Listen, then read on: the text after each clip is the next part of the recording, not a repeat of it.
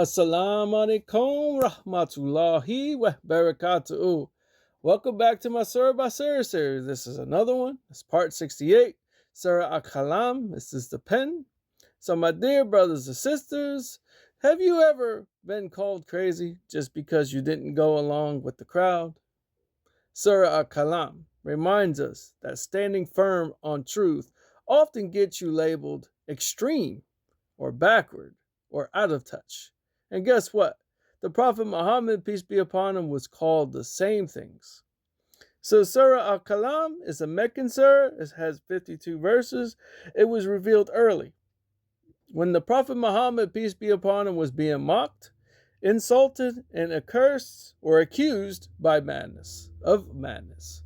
So Allah revealed the surah to defend his Prophet Muhammad, peace be upon him, and expose the moral bankruptcy of his critics. So in verses 1 through 4, it talks about Allah defends the Prophet Muhammad, peace be upon him. Allah opens none by the pen and what they write. Then Allah declares, "You are not, by the favor of your Lord, mad." This is Allah personally defending the character of his messenger, peace be upon him. And then comes the highest praise, and indeed you are upon tremendous character. So the lesson we can learn from this is Islam spread through character before arguments. So verses 8 through 16 talks about the nature of the arrogant. Allah exposes the traits of the enemies of truth by lying, gossiping, arrogant, stingy, and proud of your wealth and children. Allah warns that status will not protect them.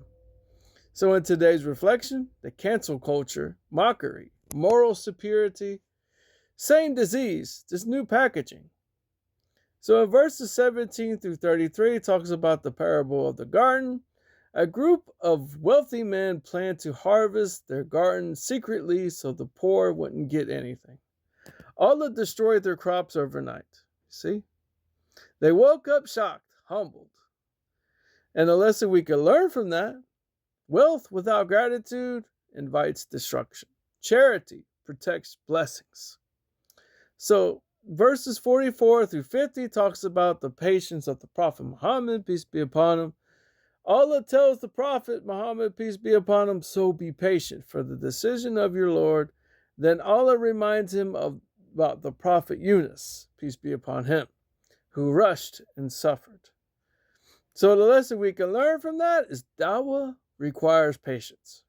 Rushing leads to regret. So the final warning is covered in verses 51 through 52. Allah says that the disbelievers almost harmed the Prophet Muhammad, peace be upon him, with their stares. Hatred so intense it was physical. But Allah ends with certainty. It is nothing but a reminder for the worlds. Islam doesn't need approval, it needs delivery. So the lesson we can learn from Surah Al Qalam: character is the strongest dawah. Being mocked doesn't mean you're wrong. Wealth without charity is dangerous. Patience is prophetic. Truth survives insults. And in my closing reflection, Surah Al Qalam reminds us, if you follow truth, expect resistance.